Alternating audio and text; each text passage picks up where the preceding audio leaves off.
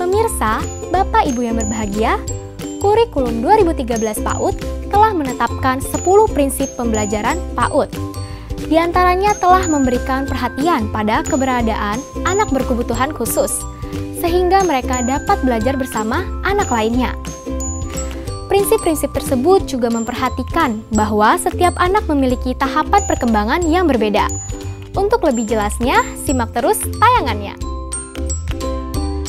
10 prinsip pembelajaran PAUD yang harus menjadi dasar penerapan pembelajaran di PAUD yaitu 1. Belajar melalui bermain. 2.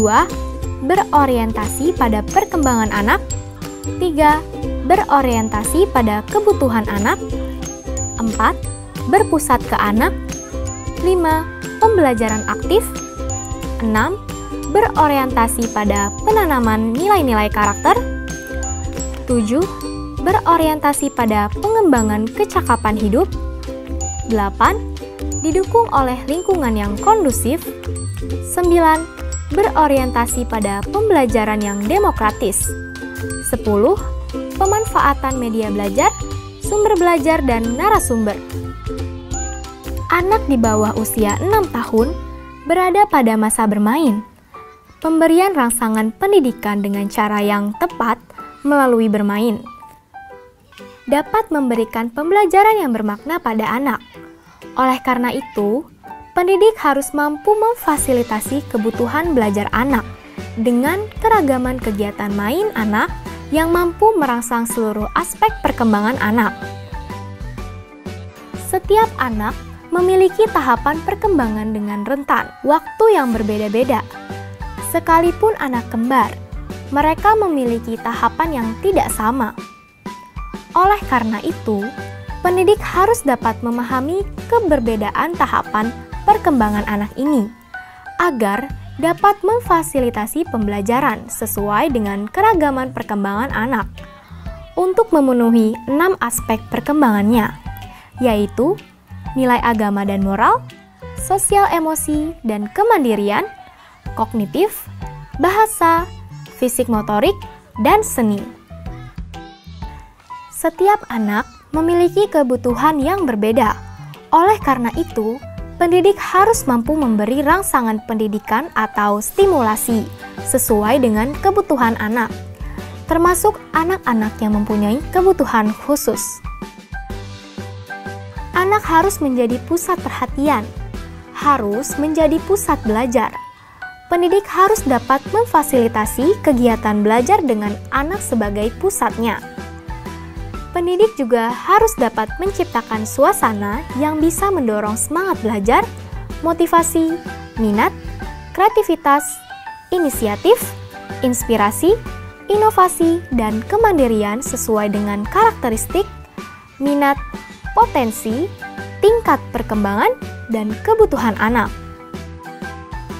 Anak belajar lebih optimal jika seluruh inderanya distimulasi dengan kegiatan yang membuat mereka aktif. Oleh karena itu, pendidik harus mampu menciptakan suasana yang mendorong anak aktif mencari, menemukan, menentukan pilihan, mengemukakan pendapat, dan melakukan serta mengalami sendiri.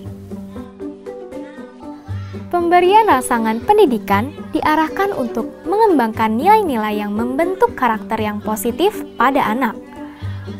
Pengembangan nilai-nilai karakter tidak dengan pembelajaran langsung, akan tetapi melalui pembelajaran untuk mengembangkan kompetensi, pengetahuan, dan keterampilan, serta melalui pembiasaan dan keteladanan.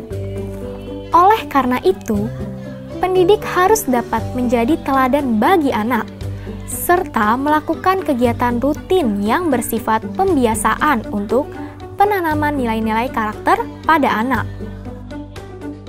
Anak usia dini yang berada pada masa perkembangan tentu masih memerlukan dorongan dan rangsangan agar mereka terlihat lebih mandiri dan mampu melakukan hal-hal penting dalam rangka menolong dirinya sendiri. Misalnya, membuka dan memakai sepatu, mengancing baju, ke toilet, menyuap makanannya, mengatur mainan, dan sebagainya. Pengembangan kecakapan hidup dilakukan secara terpadu, baik melalui pembelajaran untuk mengembangkan kompetensi pengetahuan dan keterampilan, maupun melalui pembiasaan dan keteladanan. Lingkungan pembelajaran diciptakan sedemikian rupa agar menarik, menyenangkan, aman dan nyaman bagi anak. Penataan ruang diatur agar anak dapat berinteraksi dengan pendidik, pengasuh, dan anak lain secara aktif, dalam rangka memfasilitasi kebutuhan belajar melalui bermain sesuai tahapan perkembangan dan kebutuhan mereka yang beragam. Oleh karena perkembangan dan kebutuhan anak yang berbeda-beda, maka pembelajaran yang demokratis sangat diperlukan untuk mengembangkan rasa saling menghargai antara anak dengan pendidik dan antara anak dengan anak lain.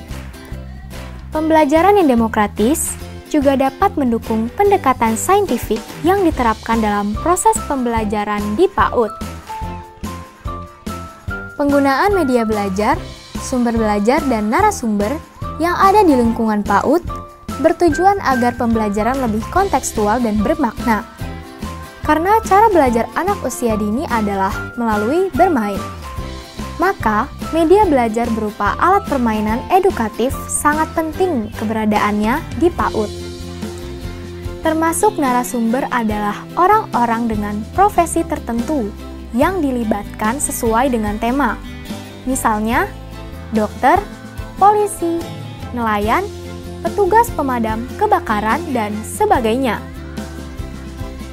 Jika pendidik sungguh-sungguh menerapkan ke-10 prinsip tersebut dalam pembelajaran, maka dapat dipastikan bahwa anak dengan kebutuhan khusus pun akan terpenuhi kebutuhan belajarnya.